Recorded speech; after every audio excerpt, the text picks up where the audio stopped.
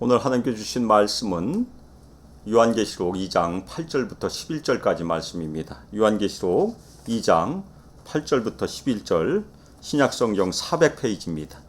요한계시록 2장 8절부터 11절 8절부터 교독하겠습니다. 8절 하나님의 말씀입니다.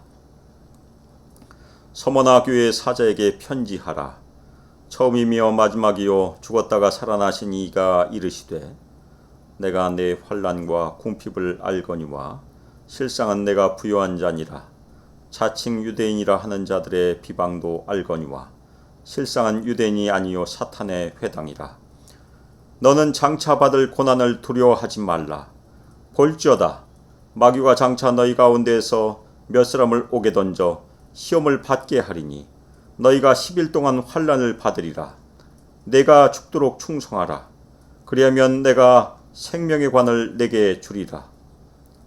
귀 있는 자는 성령이 교회들에게 하시는 말씀을 들을지어다. 이기는 자는 둘째 사망의 해를 받지 아니하리라. 아멘. 이 시간 내가 죽도록 충성하라 라는 설교 제목으로 말씀을 증거하도록 하겠습니다.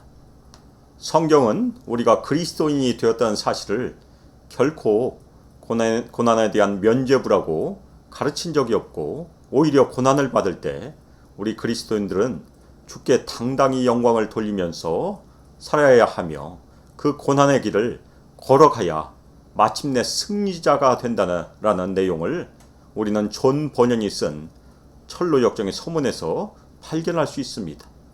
철로 역정에 등장하는 주인공 크리스천은 자신이 살고 있는 멸망의 도시를 떠나 영원한 나라로 갈 때까지 순례의 여정을 걷습니다. 어떤 사람들은 크리스찬의 순례길을 돕지만 또 어떤 사람들은 그 순례길을 방해합니다. 크리스찬이 길을 걷다가 신실이라는 사람을 만납니다. 중간에 전도자가 두 순례자에게 조언을 하는데 광야의 끝에서 마을이 나타나게 될 것인데 거기에 들어가면 원수들이 죽일 작정을 하고 덤벼들 터이고 결국 뜻을 이룰지도 모른다고 말합니다. 두 사람 적어도 한쪽은 믿음을 피로 입증해 보여야 한다고 전도자는 말합니다. 그러나 죽도록 충성하면 하나님께서 생명의 면류관을 주실 겁니다라고 전도자는 조언을 마칩니다. 전도자의 조언대로 크리스천과 신실은 허망이란 동네에서 잡히고 매질을 당하고 옥에 갇히고 맙니다. 이에 크리스천과 신실은 차분하게 인내하였습니다. 인정사정 없는 매질과 말로 다할 수 없는 수모와 비난도 인내를 하였습니다. 결국 신실은 사형언도를 받고 끌려나가 참혹한 죽음을 맞습니다. 신실이 적들의 손에 육신의 생명이 끊어지는 순간 두 마리 이끄는 수레가 신실을 태우고 우렁찬 나팔 소리와 함께 새 예루살렘 성문을 향하여 날아갑니다. 크리스천은 집행이 미루어져 만물을 다스리시며 원수들의 분노마저도 좌지우지하시는 분의 권능에 힘입어 악한 무리들의 마수에서 벗어나고 소망이란 남자를 만나 순례길을 계속합니다. 오늘 말씀에서 요한은 먼저 부활하신 그리고 승귀하신 예수님은 처음부터 마지막까지 우리 신자들을 주관하신 주님이시라는 것을 보여줍니다. 예수님께서 서머나 교회 사자에게 편지하라고 말씀하십니다. 서머나는 에베소에서 북쪽으로 약 40마일 떨어져 있는 길게 형성된 만의 큰 항구에 매우 적합한 위치에 있습니다. 7개 교회는 에베소로부터 시작하여 북쪽으로 서머나 버가모를 거쳐서 시계 방향으로 돌아가면서 위치해 있습니다. 서머나의 현대 이름은 이즈미르이고 터키에서 세 번째 큰 도시입니다. 서머나는 아프로디테 여신에 대한 신전과 1세기의 티베리우스, 2세기의 하드리안 황제, 카라칼라를 위한 황제 숭배 신전으로 유명합니다. 더 나아가 서머나는 주변의 전 지역에 황제 숭배를 위한 신전을 총괄하는 기능을 가지고 있는 도시입니다. 따라서 서머나 도시의 모든 부분이 황제 숭배와 관련이 있습니다. 소모나는 에베소와 함께 번영하는 상업 중심지였으며 소아시아의 에베소, 버가모, 사대와 함께 주요 도시로 꼽힙니다. 이 도시에도 이 시대의 유대인들이 어느 정도 거주하고 있었습니다. 서머나 감독인 폴리캅이 이곳에서 순교를 하였습니다. 현재 서머나에는 프랑스 교구에서 폴리캅을 기념하여 1600년에 기증한 폴리캅 기념교회가 있습니다. 오늘 말씀에서 말씀하신 예수님께서 자신을 처음이며 마지막이시라고 소개합니다. 예수님께서 처음이며 마지막이시란 말씀이 교회나 성도들에게 대하여 어떠한 의미를 줄까요? 구약에서 처음이요 마지막이라는 호칭은 이사야 44장 6절에서 말씀하는 여호와 하나님께서 자신을 소개하시는 호칭입니다. 이사야 44장 6절 이스라엘의 왕인 여호와 이스라엘의 구원자인 만군의 여호와가 이같이 말하노라. 나는 처음이요 나는 마지막이라. 나 외에 다른 신이 없느니라. 요한이 예수님을 처음이요 마지막이라고 부른 것은 예수님께서 먼저 하나님과 동등된 분이심을 말하는 것입니다. 예수님께서 처음이요 마지막이시란 말은 예수님께서 역사를 처음부터 끝까지 통치하신 분이시란 말씀입니다. 그리고 예수님께서는 모든 것들을 처음부터 끝까지 주권적으로 지배하시는 주관자이심을 말해줍니다. 교회도 여기 포함이 됩니다. 우리 성도들의 생명도 여기 포함이 됩니다. 예수님 곧 죽었다가 살아나신 이가 말씀하십니다. 죽었다가 살아나신 이란 말씀은 당시 신자들이 순교를 하더라도 부활할 것임을 약속하는 말씀이기도 합니다. 예수님의 부활은 모든 그의 소유가 된 신자들 또한 부활할 것임을 보증합니다. 또한 예수님께서 죽었다가 살아나신 이란 말씀은 서머나 교회 공동체가 겪는 신앙의 시련 속에서 신실함을 잘 지켜나갈 것을 격려하는 말씀이기도 합니다. 9절에서 예수님께서는 내가 안다라는 말씀으로 서머나 교회를 칭찬하십니다. 내가 안다는 말은 예수님께서 교회 사정을 친밀하게 잘 아신다는 것을 표현합니다. 예수님께서는 우리 소망교회 사정도 친밀하게 잘 아십니다. 아멘입니까? 예수님께서는 우리 성도 개개인의 사정도 친밀하게 잘 아십니다. 아멘입니까? 예수님께서 서머나 교회에게 하신 칭찬을 통해서 우리 신자들이 마음에 새길 말씀은 무엇입니까? 먼저 우리 신자들은 이 세상에서 환난을 당한다는 것입니다. 예수님께서 너희 환난을 안다라고 말씀하십니다. 예수님께서는 서머나 교회의 행위를 말씀하지 않으십니다. 전체 내용을 보면 서머나 교회는 주님께 대한 행위가 신실했던 교회라고 짐작할 수 있습니다. 따라서 예수님께서는 서머나 교회의 외적인 복음 전파에 대한 행위를 말씀하신 것보다는 그들의 영적인 안녕에 대해서 관심을 더 기울이고 계신 것입니다. 주님께서는 서머나 교회가 반대자들로부터 겪는 환난을 알고 계시다는 그런 말씀입니다. 다음으로 요한은 우리 신자들은 이 세상에서는 궁핍하지만 하늘에서는 부요하다는 것을 말합니다. 예수님께서 너의 궁핍을 안다. 그러나 너는 부요하다고 말씀하십니다. 서머나는 매우 부유한 도시였습니다. 그러나 서머나 교회는 궁핍하였습니다. 왜 그렇습니까? 황제 숭배를 거부하는 서머나 교회의 그리스도인들은 환난을 당하고 세상적으로는 궁핍해질 수밖에 없었다는 얘기입니다. 예수 그리스도만을 만왕의 왕으로 만유의 주로 섬기는 그리스도인들은 사회 경제 활동에 어려움을 겪게 되고 직업을 갖는 것도 어려움이 있었을 것입니다. 요즘도 이슬람 국가에서 예수를 믿으면 비슷한 처지가 되기도 합니다. 죄가 많은 세상에 있는 하나님의 백성들의 역설적인 상태를 예수님께서 말씀하신 것입니다. 외적이며 물질적이며 한시적인 세상적인 부에 대해서는 가난하고 내적이며 영적이며 영원한 천국의 복에 대해서는 부유한 것이 서머나 교회의 상태였습니다. 다음으로 요한이 우리에게 말한 것은 우리 신자들은 예수님을 믿는 것 때문에 비방을 당한다는 것입니다. 예수님께서 비방을 안다고 말씀하십니다. 자칭 유대인들이라고 하지만 아닌 자들, 곧 거짓으로 유대인이라고 주장한 사람들로부터의 비방입니다. 그러나 그들은 사탄의 회당이라고 예수님께서 말씀하십니다. 아마도 이 가짜 유대인들은 서머나 교회 신자들 그 도시의 이교 관리들에게 악하게 고발을 했을 것으로 보입니다. 기독교는 초기에는 로마 당국에 의하여 유대교의 분파로 취급이 되어 보호를 받았습니다. 그러나 네로 황제의 박해 이후에 기독교는 유대교와 구별되는 종교로 간주되었고 새로운 종교인 기독교는 인정을 받지 못하고 박해를 받게 되었습니다. 유대인들은 이런 상황에서 기독교를 로마 당국에 밀고를 하곤 하였습니다. 유대인들은 십자가에 못 박혀 죽은 죄수인 예수님을 메시아로 경배하는 기독교의 예배를 신성모독으로 간주했기 때문에 유대인들은 기독교를 공격하고 로마 당국에 고발을 하게 된 것입니다. 예수님께서 이들을 가짜 유대인이라고 칭한 이유는 이 유대인들이 이교 권세자들과 결탁을 하여 그리스도인 증인들을 반대하였기 때문일 것입니다. 그들은 오히려 사탄의 회당이라고 예수님에 의해서 평가를 받고 있습니다. 서머나에 있는 유대인들은 이교 권세자들과 결탁하여 예수님의 교회를 대적하기 때문에 그들은 실제로 사탄의 편이고 그들은 하나님의 편이 아니기 때문에 사탄의 회당이라고 칭함을 받는 것입니다.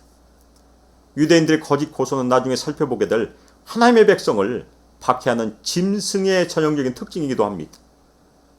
반면에 교회는 예수님으로 말미암아 참 하나님의 백성, 곧 참 이스라엘이 된 것입니다.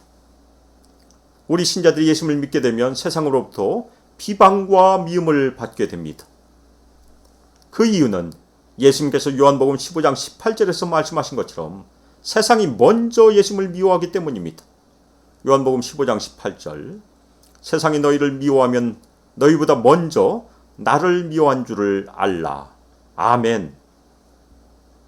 다음으로 요한이 우리에게 말하는 것은 우리 신자들은 환난 가운데 용기와 신실함을 가져야 한다는 것입니다.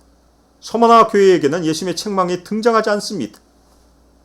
예수님께서 장차 받을 고난을 두려워하지 말라고 말씀하십니다. 예수님은 서머나 교회에게 더 혹독한 고난을 대비하라고 말씀하신 것입니다. 이제껏 환난과 궁핍 가운데 있었던 서머나 교회에게 고난이 또 닥친다는 소식입니다. 이 고난 가운데 이 명령은 모든 일을 할 때 용기의 태도를 가지고 임하라는 명령입니다. 교회 사정을 친밀하게 하시는 예수님께서는 장차 다가오는 영적이며 감정적인 전투를 위하여 신자들을 강건하게 하시기를 원하십니다.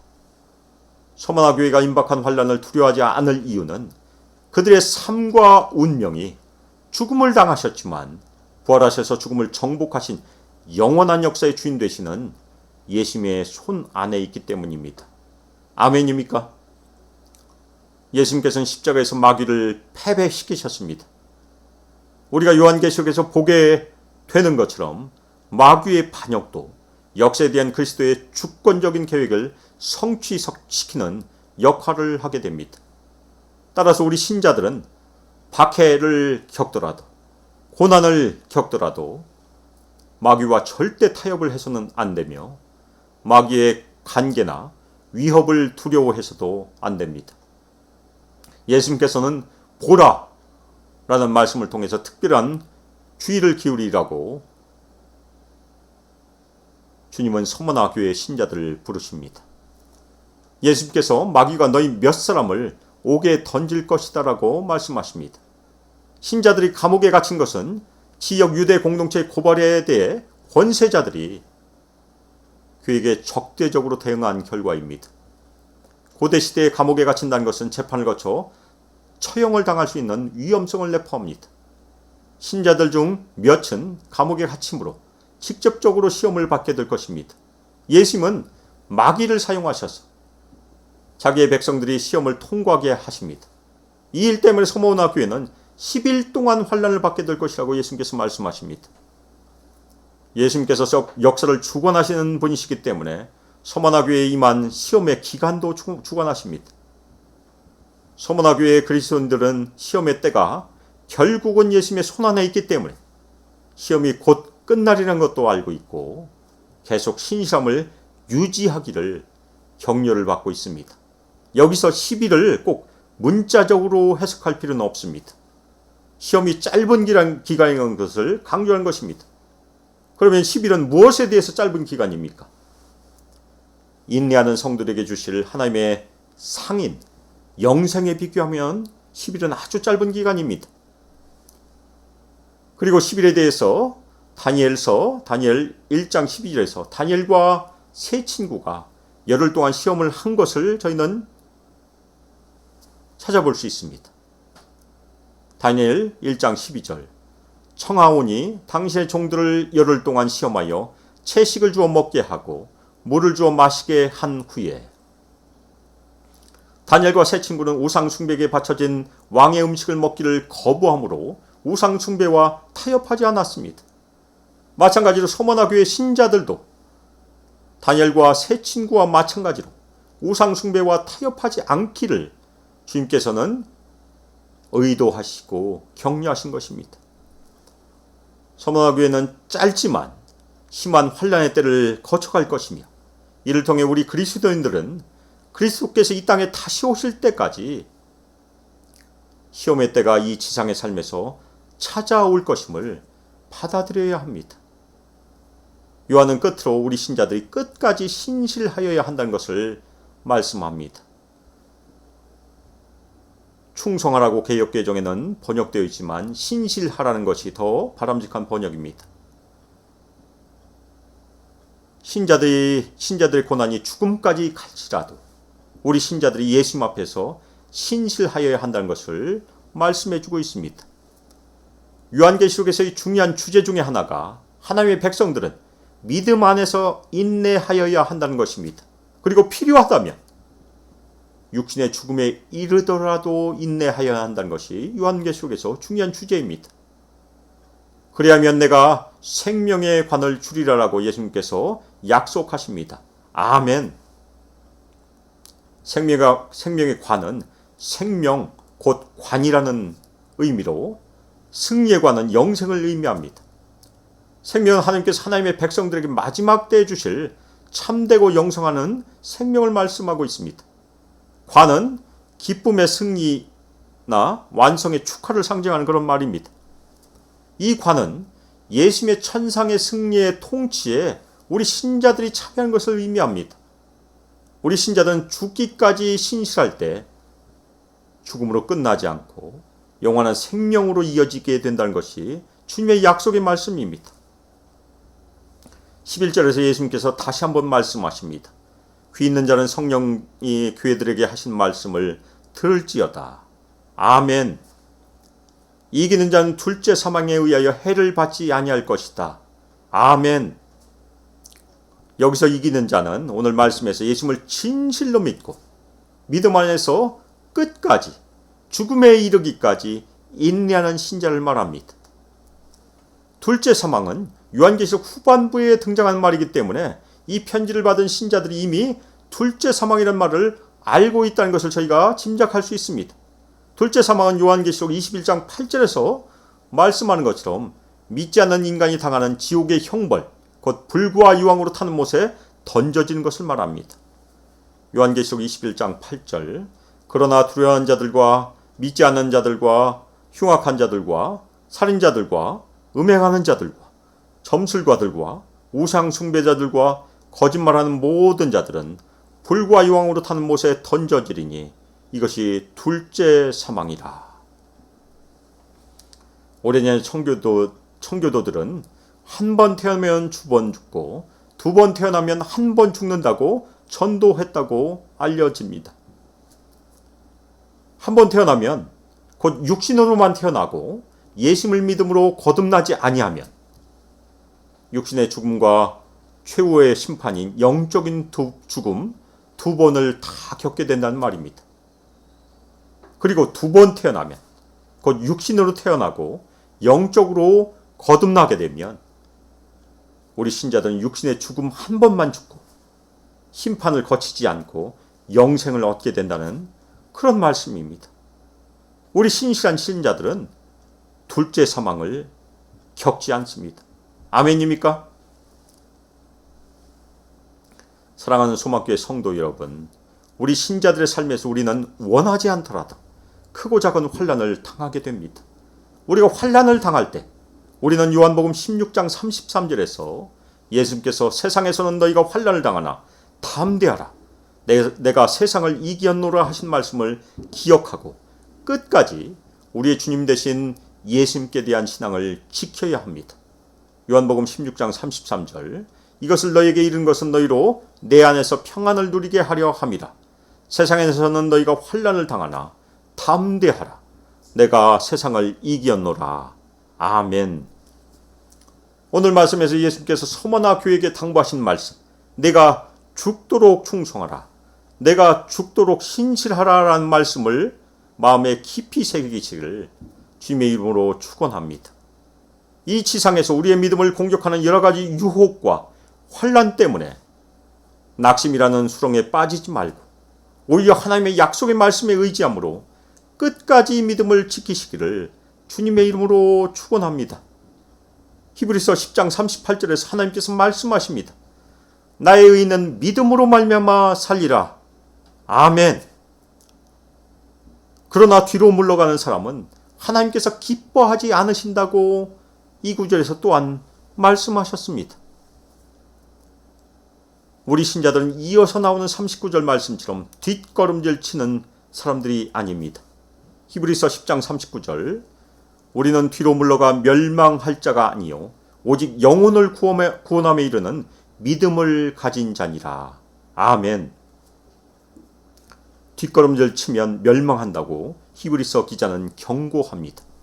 우리 소망교회 모든 신자들은 끝까지 신실함으로 인내함으로 천성을 향하여 끊임없이 전진하는 영혼을 구원함에 이르는 믿음을 가지시기를 주님의 이름으로 축원합니다.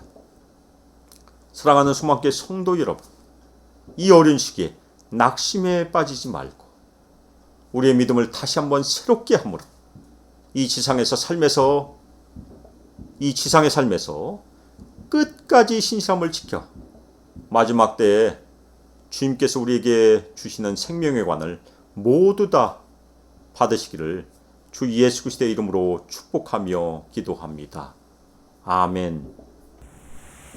이제는 주 예수 그리스도의 은혜와 하나님의 사랑과 성령 하나님의 교통하심과 우리에게 임재하심과 우리 모든 성도들에게 권능 부어주심이 이 지상의 삶에서 끝까지 신실함을 지키고 끝까지 순종함으로 끝까지 충성함으로 주 예수 그리스도에 대한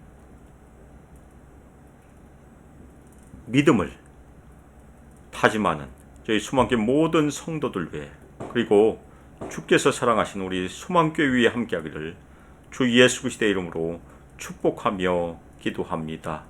아멘.